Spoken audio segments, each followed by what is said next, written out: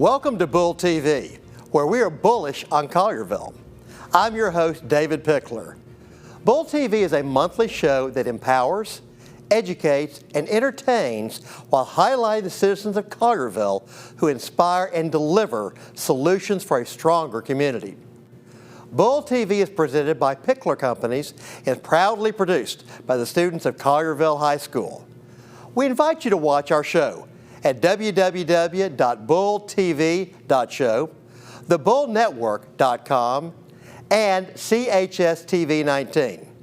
New episodes air on the second Sunday of every month at 3 p.m. Central Time. On today's show, we sit down with Missy Marshall, Alderman for the town of Collierville and Executive Director of Keep Tennessee Beautiful. Join us as we discuss Missy's passion for public service and maintaining the natural beauty of our state. Don't miss this exciting episode as we hear about Missy's journey towards servant leadership, how she leads others with a heart for service, and why community engagement is so important to her.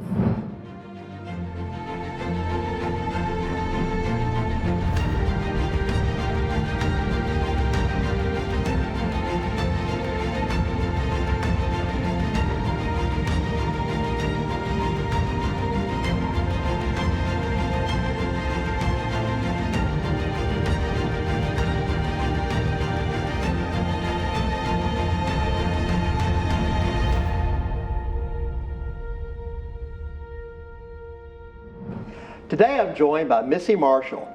Missy serves as Executive Director of Keep Tennessee Beautiful, KTNB.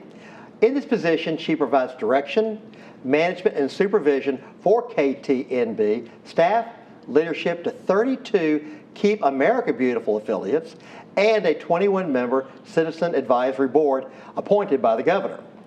A Maryville native, she received a Bachelor of Science in Communication from Middle Tennessee State University, where she focused on public relations and minored in business administration. She's also a graduate of LEAD Tennessee, the state government's premier leadership training initiative. Missy is a member of the Keep America Beautiful Board of Directors, the Advisory Board for the Shelby Residential Vocational Services, the Tennessee Sports Hall of Fame Board of Directors, and she served as an alderman for the town of Collierville. Missy came to KTNB with over 20 years' experience in public service.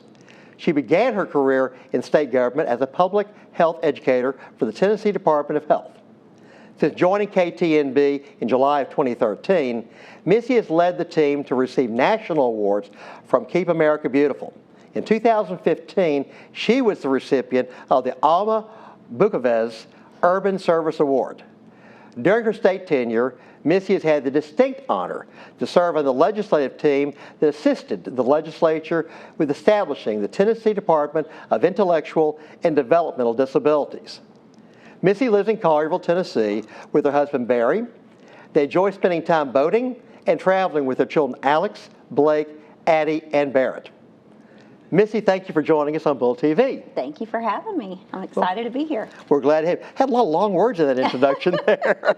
I know, sorry. No, it's all great. And glad to see you're a proud graduate of MTSU. Yes, my blood runs blue. There we go. University of Memphis, too.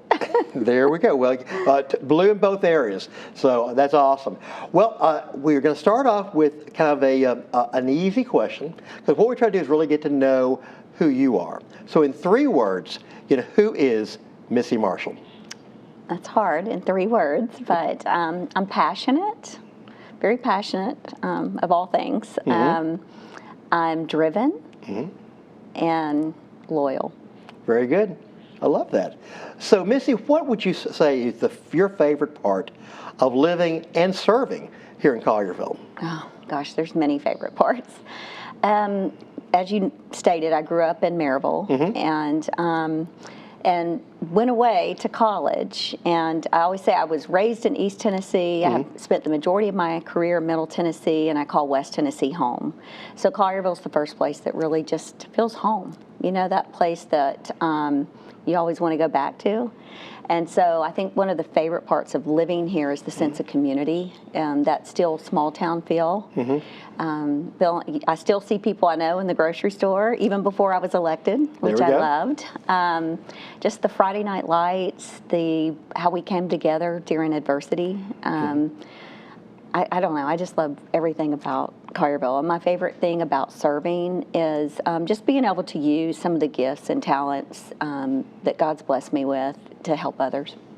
Well, you know, Maryville has a nice little legacy of leadership with our former Senator Lamar Alexander, which I believe is from Maryville. Yes, he is. And so I'm sure Lamar is okay with being the second most important person from Maryville now. I don't know about that, but... Well, that's great. So you've already had, at your young age, a long and impressive career in public service. Talk to me a little bit, if you would, about the journey that you've had towards serving in state government and throughout your leadership career. Right. Well, I did not seek to be in state government, just so you know. I went to college at MTSU, as you stated, and I started in broadcast journalism. Okay. And about 1 year into that, my advisor was like, you know, Missy, you can work in broadcasting without a broadcasting degree, but it's hard to get a degree in other fields if you're limited to a broadcasting degree. So I changed my major to public relations, mass communications. And right there in Middle Tennessee, one thing about MTSU is they had a great placement office. And here I thought I was going to go down the path of either being a Barbara Walters, you know, or owning my own PR firm. And in this placement office, they put your credentials in there, and I got called for an interview at the state of Tennessee. And it was for it was a health promotions coordinator. Okay. And so, which was basically a health educator. And then I had another interview with a small marketing company. I chose the state government route with not knowing what I was getting into.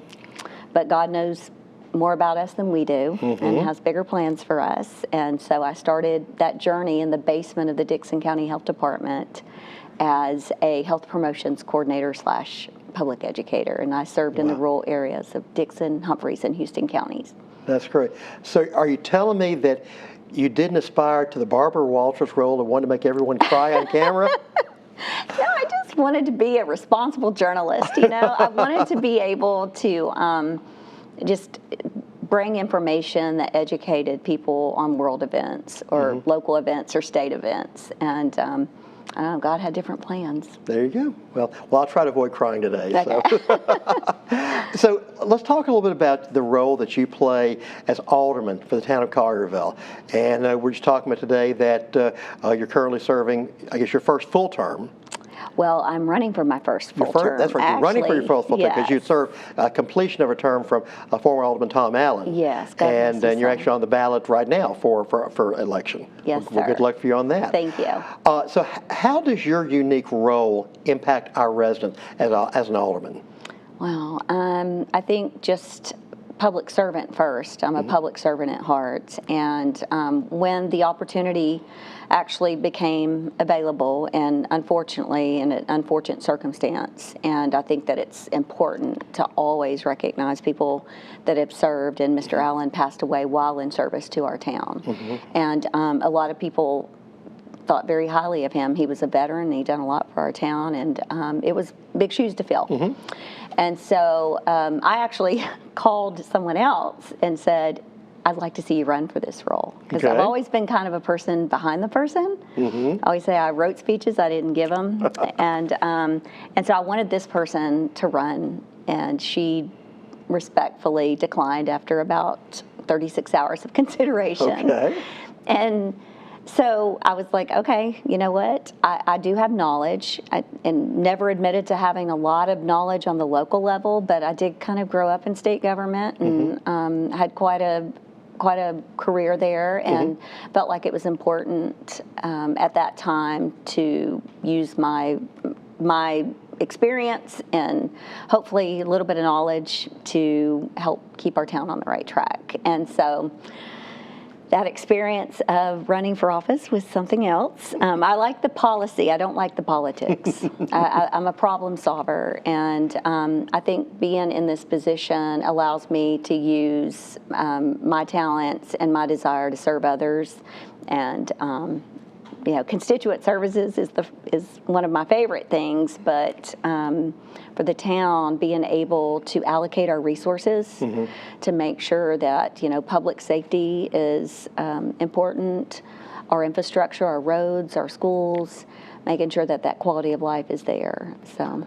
Well, I know that you wear a couple of hats, but before we leave the alderman role, over the past few years that you've been able to serve, what's been the thing that you've been most proud of in terms of the accomplishment either that you've done yourself or that you've been a part of?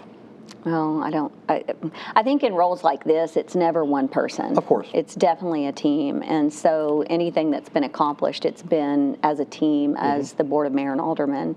But I think the thing I'm most proud about is not just the mayor and the board, but the community. And forgive me if how we came together during adversity, during the shooting, the Collierville Kroger shooting, when our chief of police and our fire chief stood there, our first responders, they were ready, they were equipped. And I can't take credit for that. I can only give that credit to the leaders before me, that they provided those resources and where those first responders could get the training, and just seeing the response from our community. I think in the short, almost 2 years that I've been here, that is the thing I'm most proud of, is just how all of us as a community came together. Well, there's so much pride in what we're able to accomplish as a community coming forward, and certainly we've had our police chief on this show. In fact, he was on right after this happened, and he could not have been stronger in his praise for the town, for the community, for the support that he gets from the Board of Mayor and Aldermen. But also, I think the culture that is created in Collierville, that really, I think, created the environment for all these other first responders to come forward and help. Yes. And everyone really wanted to pull together to keep Collierville strong and keep Collierville proud. And so thank you for the work that you do in that regard. It's an honor to do it. So let's talk a little bit about Keep Tennessee Beautiful. And so you serve as our executive director in that. And in this, I really see that you have the opportunity to inspire Tennesseans to take action and to beautify their community environment. Why is this organization so important to you? Well, first of all, I think it stems from just being a public servant and loving our state. Having served our state since right out of college, growing up in East Tennessee, and as I stated, Middle Tennessee was the majority of my career, and then West Tennessee being home. Understanding from Memphis to Mountain City, just the beauty of our state and what it has to offer, and that sense of community pride, and I think that's really, too, what kind of equipped me as an alderman is I go across our state and I meet with community leaders. Exactly. And encourage them to instill that sense of pride, because Keep America Beautiful is a behavioral change organization. And so I always say at Keep Tennessee Beautiful, we're not in the shame game, for people littering and not doing their part. We're in the change game. We want to change behavior. We want to encourage that sense of community pride, because when you love something, you really pour into it, and there's different ways to do that. And so, I'm very passionate about Keep Tennessee Beautiful, and I wasn't even looking for that position. I was looking to come to West Tennessee, but and my husband was like, "You can get a job, you can get a job anywhere with your experience and relationships." And I said, "I don't want a job. Anybody can have a job. I want a mission." There you go. And so that's why Keep Tennessee Beautiful is so important. Every day, my team and I get up and we get to carry out a mission. I love that. You talk about the fact that you love policy, you're not such a fan of politics, but I find it interesting that here you are, someone who is working very hard in both the political spectrum and servant as an alderman, but also in this great mission that you had through Keep Tennessee Beautiful. And it kind of reminds me of another great American who, when I think of a beautification program, I go all the way back to, I think, the 1960s. And a lady by the name of Lady Bird Johnson, who, she was one of the first people I remember really going out there and promoting keeping, in that case, Texas in America Beautiful. Yes. And I think her focus was on road signs and things of that nature.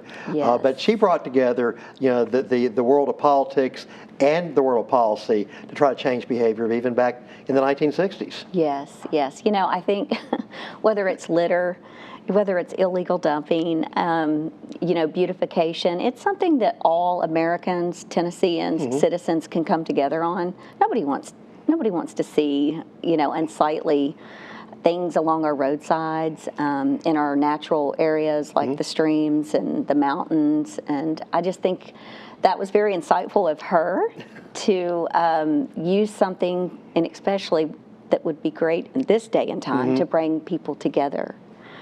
Because there's so much divisiveness in our country. And I think one thing we can all agree upon is we want clean, green, and safer communities, regardless of what our politics are. So Missy Marshall, this generation's Lady Bird Johnson. I don't know about that.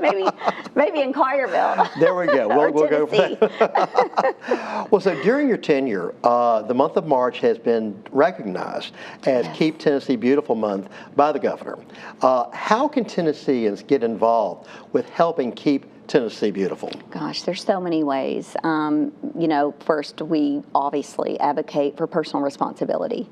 If that means recycling, that one little thing, if that means using a reusable water bottle and not having a ton of plastics, participating in cleanups or organizing a cleanup. I can tell you one way I would love to see Tennesseans get involved. What's that? Go to trashyoursizetn.org, which is an initiative that Keep Tennessee Beautiful is encouraging across the state. And we borrowed the idea from a community leader in Leapers Fork. Okay. There was a roadside into Leapers Fork Village that led to a landfill. And so as you can imagine, there was a lot of litter on the roadside. And just for the record, a lot of litter you see on 385. There's a lot of trucks going to a landfill that those loads aren't covered. So go back to this community leader that said, you know what, we can do something about this. He and his wife were going to the gym one day, so we're going to pay someone to work us out, and we can come get a workout, giving back to our community. There we go. So after our shelter in place and COVID, if you think about the places that we could go, we could go outdoors. We could go, to our parks, our natural areas, our lakes. Go hiking. Yes, and we could go to home improvement stores or grocery stores.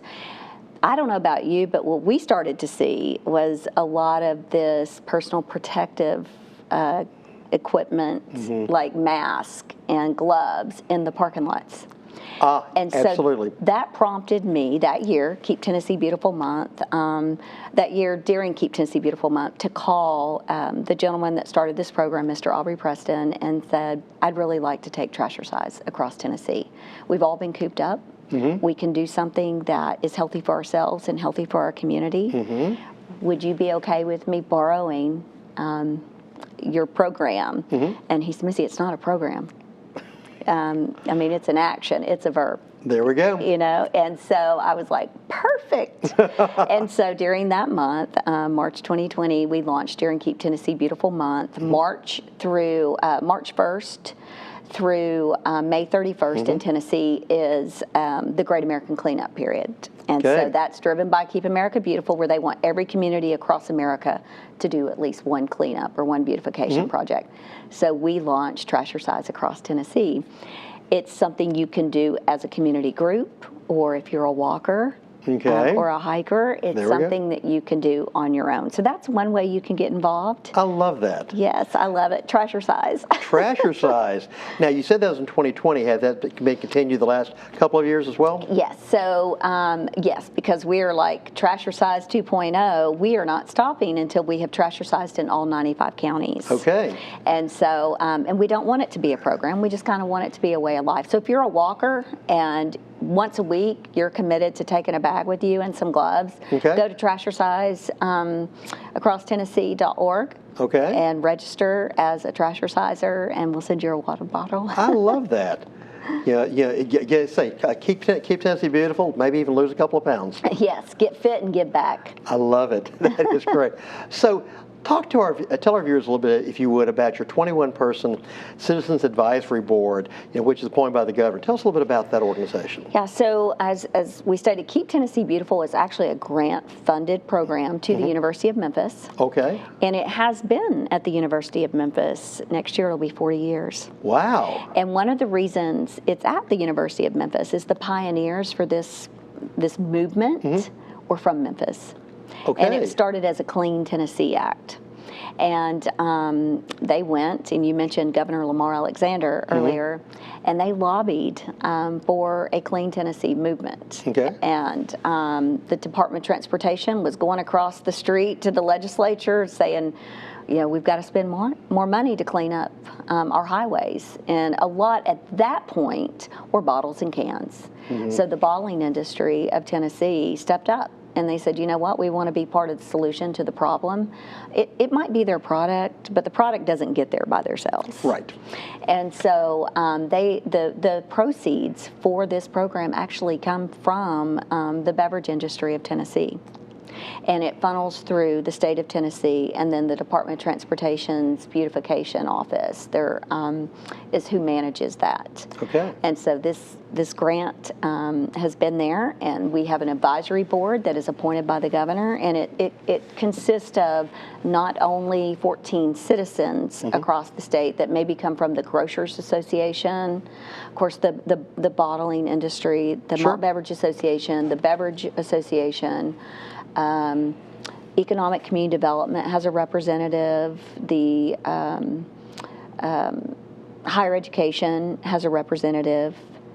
On my board right now, we have a representative from the District Attorneys Association. Okay.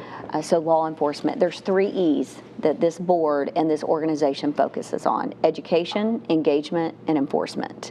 We like for enforcement to be the last resort, but we're hoping if we educate people that and engage them, will inspire them to change their behavior and do things. So this board, it consists of economic community development, agriculture, TDOT, the Environment and Conservation, Grocers Association I mentioned.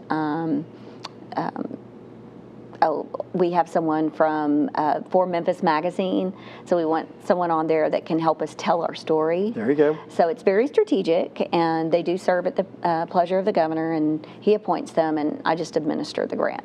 Wow, that's great. Now, this is a question you may not know the answer to, but you talked about the enforcement side of the equation. Is there any relationship at all between your board, your organization, and the environmental court here in Shelby County? It's funny you say that. Well, the first environmental judge, who actually was the father of the environmental courts, was Judge Larry Potter. Without question. And he was my first chairman. I am the first director of Keep Tennessee Beautiful. Okay. The first lady was Edith Heller, and we actually have an Edith Heller Award in her honor, because she really pushed for that Clean Tennessee movement. And she and Judge Potter were the ones that actually started this movement. And when he retired from the environmental courts, and he helped start several environmental courts in the state, he recommended a gentleman named Steve Barlow, who he's kind of the blight fighter in Memphis, and started the Neighborhood Preservation Act. He went and worked to get that passed, and so he was highly recommended by Judge Potter. So yes, love it. Absolutely. So I'm guessing that Prince Mongo's never been on your board? He is not, no. Okay. But he has been in Judge Potter's court. Yes, repeatedly. Yes. In 2020, you were the recipient of the Sue Smith Professional Leadership Award, and it's given to those who put their communities first. Why is community so important to you, and how did you discover this passion that you have for serving your fellow citizens? Oh, wow. I don't know. I guess I believe that we are supposed to use our time, our talents, our resources, our God-given gifts to help other people. And like I said, it wasn't my plan to go into public service, but I believe God orchestrated every bit of it. And I just believe we're here for a greater purpose than ourselves. And community, that sense of community is that sense of belonging, no matter what your background is. And I just think we're here for a very short time on this earth, and while we're here, we're supposed to be here to make it better, and that's why it's important to me. It's very important to be significant in what you do. Have a purpose. You talked a little bit about some of the leadership opportunities you've had, but we talked about the fact that you're a graduate of a program called Lead Tennessee. Yes. Talk to me a little bit about the impact of this training initiative and how it has impacted your career, your life. Wow, it was very significant.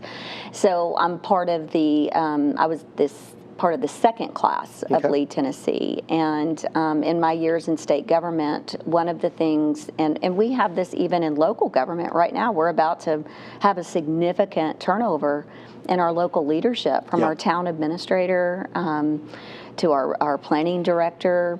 We just hired the new fire chief, and so we have those same challenges in state government.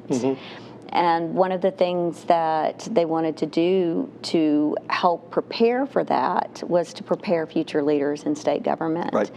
And so our commissioners had the opportunity to nominate individuals within the organization to go through this 12-month leadership program.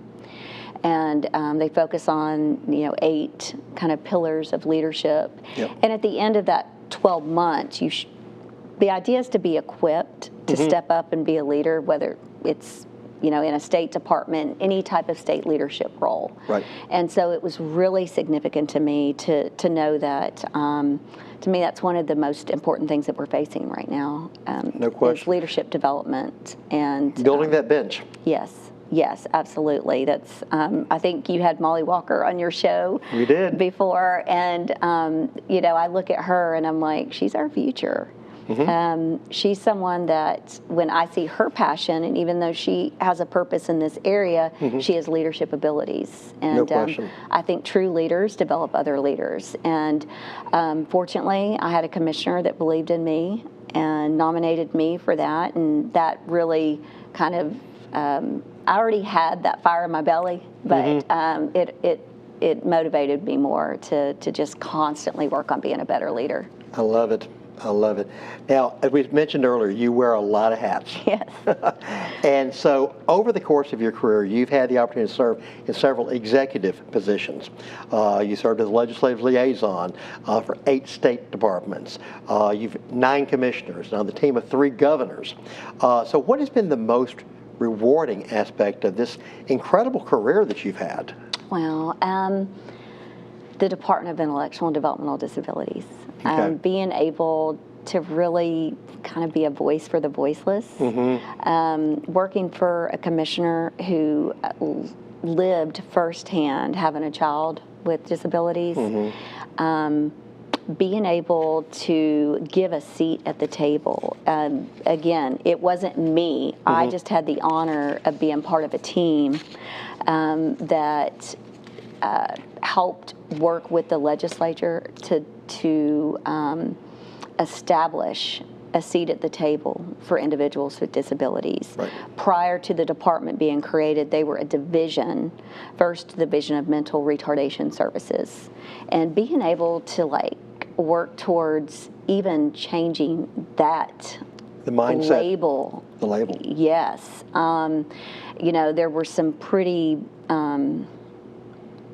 not, just some words in our code that, years ago that referred to people with disabilities as if they weren't even people.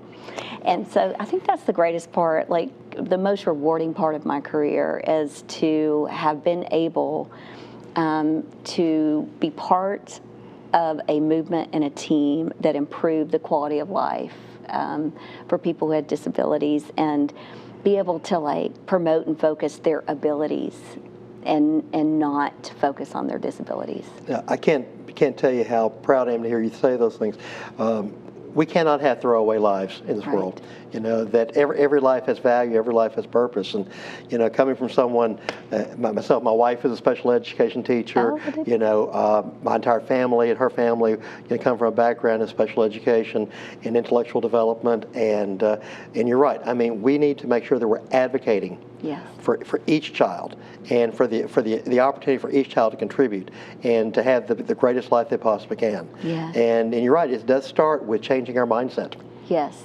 And Yes. that's very, very important. So well, God Yes. bless you for that work. That's, yeah, that truly is God's work when you do that. Well, I truly believe He placed me there. No question. So in your tenure, you've gained various Keep America Beautiful affiliates, and also been instrumental in establishing some really core partnerships that have involved in the TVA, apparently a former SEC football coach, Yes. and a cartoonist of all things. So talk to me a little about some of these partnerships. I love this idea of these amazing partnerships and how they have made an impact on the volunteer state. Yeah. So as I stated earlier, you know, Keep Tennessee Beautiful is a mission-based organization. Everything we do, we're driven by a mission.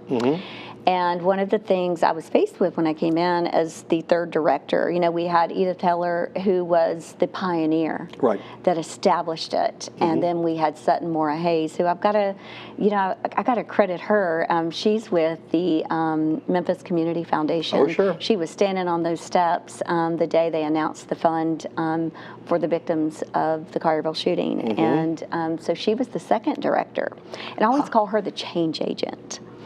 And then I came in, and it was to take the part of that plan, the mission that Edith instilled, the strategic plan, the communication plan, bringing us into the 21st century that Sutton did, and then I got to throw a little bit of what I thought needed to happen in there. And so I was like, there's been some great work done. You know, it was the 30-year anniversary when I came aboard. And, but we got to tell our story. There's been all this great work done, but the story hasn't been told. How do we do that? And nobody does anything alone. And the power of partnerships is so impactful. No question. And so I sought to find people, because one of the things that I am charged with as the leader of Keep Tennessee Beautiful, when the mission's educate and inspire people to take action every day to improve their community environments, I'm charged with being a leader of those local leaders. And sometimes they're one-man shows. And so I've got to keep them inspired, and I got to keep them encouraged. And so the SEC coach, Coach Fulmer, he had some experience in building some championship teams. And I felt like one of my roles was to build championship teams for our mission. And we were at an economic community development conference, and he had spoke. And afterwards, a colleague had connected us, and he said, if I can ever do anything, you know, for your mission, boom. I was like, I need a spokesperson. I need someone that can help tell our story and inspire people. You know, and so that's where that came about. And he was one of our keynote speakers, and then he did a public service announcement for us, which was wonderful. And then we also have to use tools for education. And I was getting a lot of requests to do a coloring book, and I was like, I mean, the coloring books are great, but like we need a tool. We need an educational tool, a marketing tool, and a fundraising tool. And in this coloring book, the reason that connection came about, it was a local in Nashville, the Keep Nashville Beautiful affiliate, had worked with Guy Gilchrist, who was the artist for the Muppets. And so when they connected us, I was like, what do you think about a children's book? And it's all things Tennessee. And so I brought you a copy over there. And my goal was to get it in Dolly Parton's Imagination Library, but one of the requirements for that is it has to be in every public library across the state. And we did that. We have it in every public library across the state. Congratulations. Thank you. And so, and then we based it a lot off the Tennessee Blue Book, just pride in Tennessee. So starting young with our kids. So that was another strategic partnership and the train of thought. And one of the things that I really focus on is, if you want to be a partner with Keep Tennessee Beautiful, you have to have passion for the mission. It cannot be, you know, something to self-promote or, drive your product. Right. It has to be someone that really has a passion for all things Tennessee and the people of Tennessee. So. Well, I mean, what an amazing mission. And to me, when we think about, the fragility of our planet and the amazingness of our natural resources, and when you drive across the state, you're constantly just, I think, amazed by the beauty of our state. Yes. And the diversity of our state and all the amazing things that we have. And so, to me, what an incredible mission. And again, thank you for all you're doing. So, of all the things that you've done, and the work with developmentally challenged children, and the work as an alderman, and the work with Tennessee Beautiful, what inspires you the most in life? Gosh, I think to make a difference, and starting with my family and my children. I mean, I was one of those people that maybe didn't set out to be a mom and a career, and I think just leaving people in places better than I find them, and hopefully that starts with the children that God has instilled, for me to take care of. So I think, just raising really good human beings that will continue the good work. That inspires me pretty much. That's awesome. So what do you think has been so far the most challenging aspect of your career? Gosh, I don't know. I'm pretty blessed. I tell my kids that the best jobs in the world are ones that don't feel like work. And I have just been so blessed with mission-driven work. I think challenging sometimes is getting people, on board. And getting to share your passion? Yes, yeah.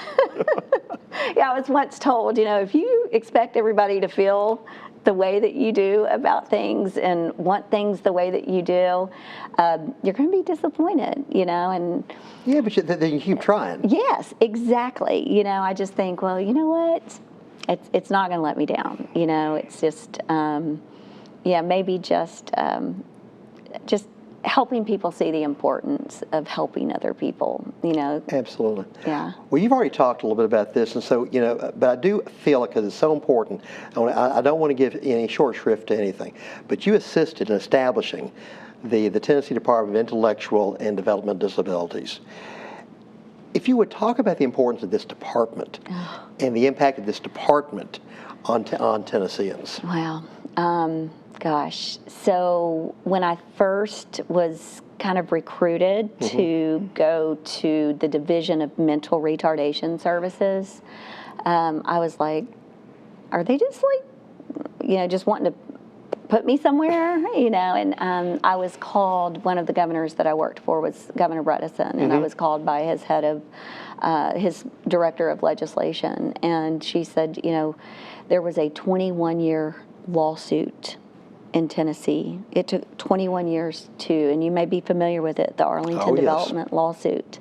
And then there was a Brown lawsuit, a waiting list lawsuit, because there were people in Tennessee with disabilities that were not receiving services. Correct. And, and I had worked in public health, and I had worked in the traumatic brain injury program, and I had saw, for those that are blessed, like ourselves, who have children that are thriving, but there were also people who had children that had a ATV accident at the age of 12, or maybe at the age of 18 and a half. And I saw the disparity there, that you may have a child that is born full functioning with, a normal IQ, but then they have an accident right after the age of 18 and they don't qualify for services. Correct. And they kind of fall between, the cracks. And to see so many people in Tennessee waiting, the impact, we're one of now. Tennessee is one of the best states in the nation for services to people with disabilities. Correct. They have employment first programs. You mentioned SERVS, Shelby Residential Vocational Services, right here in Shelby County, is, if not the best, one of the top two best in the state. serving and advocating for people with disabilities and providing opportunities for employment. And just, just because somebody has a disability doesn't mean they don't love things the way we do or have passion to do things. They might be challenged with the ability to do it, but just that impact in Tennessee is just, it's just been phenomenal to see. We went from a state that was highlighted nationally for abuse and neglect, which started the Arlington lawsuit. Yes. To a state that is leading in the nation, supporting people with disabilities. As I said, I cannot tell you how much we appreciate, and I think the people of Tennessee are so blessed by these type of services, this type of approach, this type of mindset. I've been involved for many years with the Memphis Oral School for the Deaf, yes. And which is, whenever I take people on a tour of the school that takes children who are born profoundly deaf. I've been on that tour. And I'll say, and they'll walk in and they'll be surprised to hear all the noise.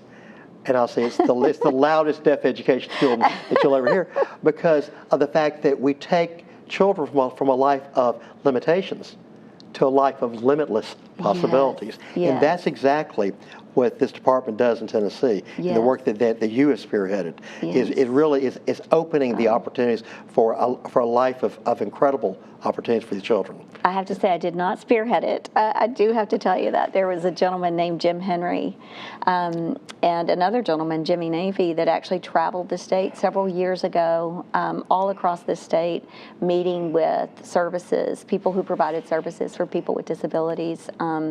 I think they spearheaded it. Jimmy Navy is an incredible man and an incredible legacy here in West Tennessee. Yes. For all the things that he has done. Yeah. Great legislator, great leader. What would you say would be the best career advice that you could give our viewers? Wow. One, don't give up, but just be led more by that leader within, that passion within. Find a mentor, and don't give up. I mean, just, follow your heart, follow your passion. Yeah. I love it. You're such an incredibly active member of so many different civic organizations. Talk to me a little bit and talk to our viewers a little bit about the importance of civic engagement. Well, we talk about what a great community that we live in here in Collierville, and I think about it's the people, the families that live here, and then the organizations like the Rotary Club, Leadership Collierville. I love going to Rotary Club, service over self. I absolutely love seeing a room full of people that truly have a heart to serve. And I think that it's that civic service is really what contributes to a quality community. It's just really caring about other people. Could not possibly agree more. What has been, and this may be a hard one for you, what has been the proudest moment or moments in your life? Well, I think first making my mom proud. That's a darn good one. Yeah, I think, making her proud. And then watching my children, accomplish their goals, to, actually achieve things they set out for. I guess being a proud mom. That's awesome. What individual has made the greatest impact on you in your life? Aside from Jesus Christ, my mother, hands down. For many years, my mother was a single mother. Oh. Had a 6th grade education. I always thought it was a 9th grade education. I didn't know till she passed that she was the baby of 14. Goodness. But she always instilled in us that you could do anything you want to do as long as you're willing to work for it. Even if you got to work 3 jobs or several hours a day. Just that work ethic and the golden rule, of treating others the way you would want to be treated, and just her drive to want better for my sister and I than she had for herself. Wow, that's a great one.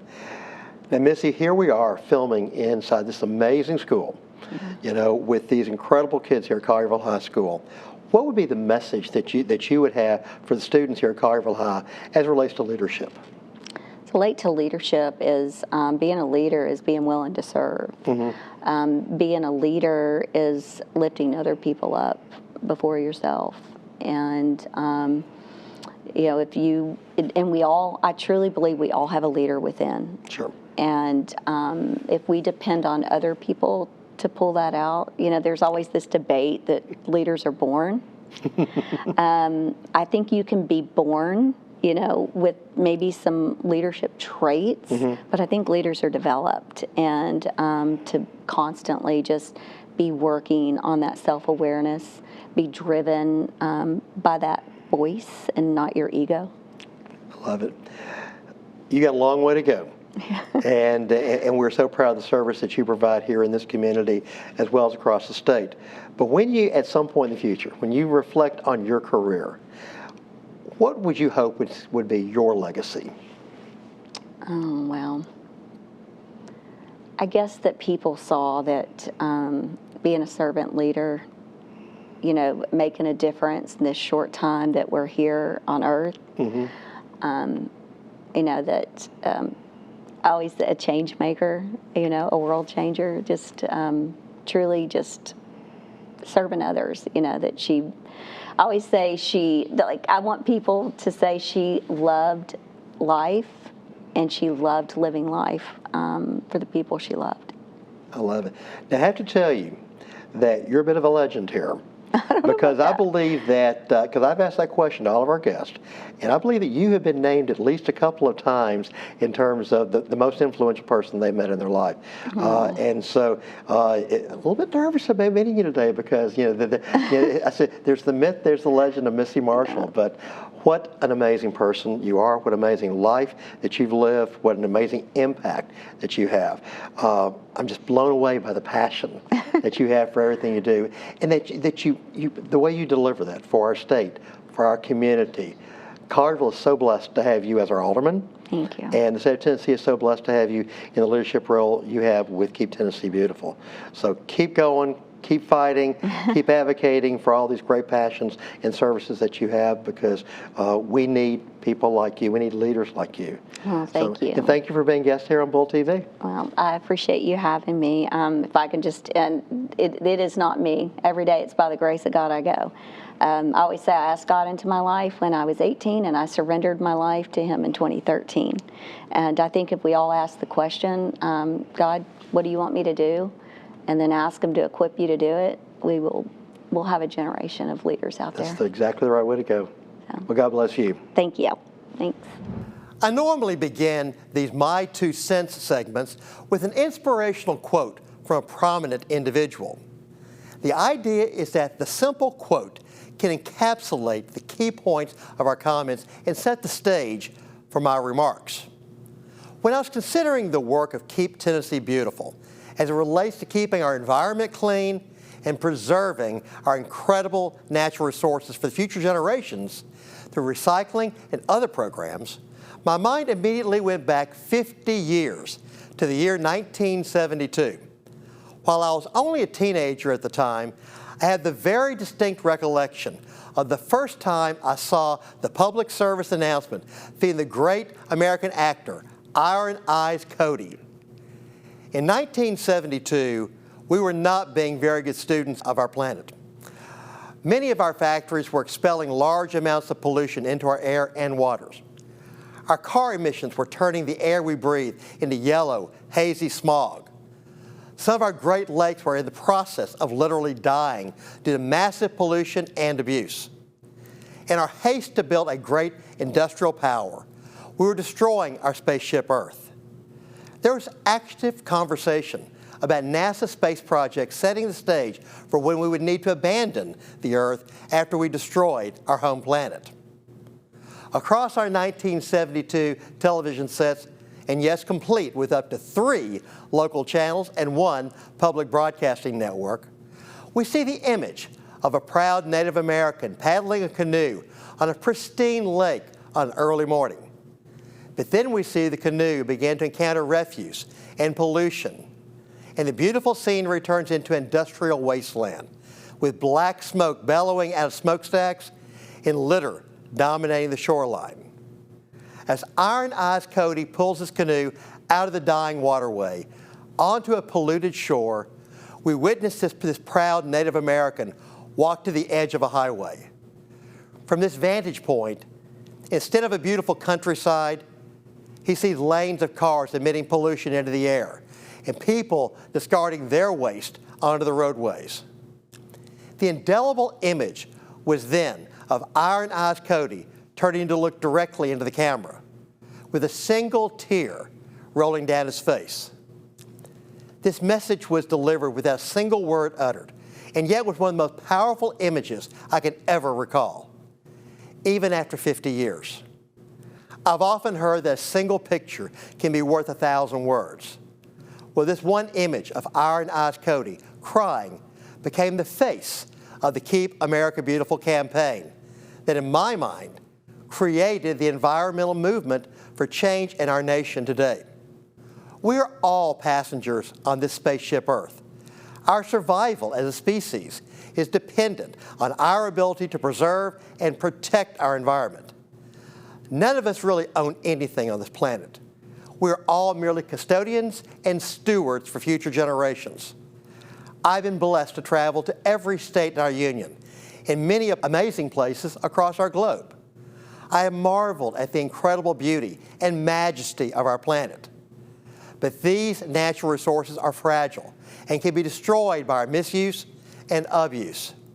The work of organizations such as Keep Tennessee Beautiful is essential to ensuring that our children's children and many generations beyond can enjoy a clean, safe, and beautiful planet upon which to live. The image of Iron Eyes Cody crying that single tear reminds all of us that the power that each of us possesses to change our world, for good or bad. Thank you to Missy Marshall and Keep Tennessee Beautiful for the work you are doing to preserve and protect our environment. And that is my 2 cents. Until next time, I'm your host, David Pickler. Thank you for watching BullTV, where together we deliver solutions for a stronger community.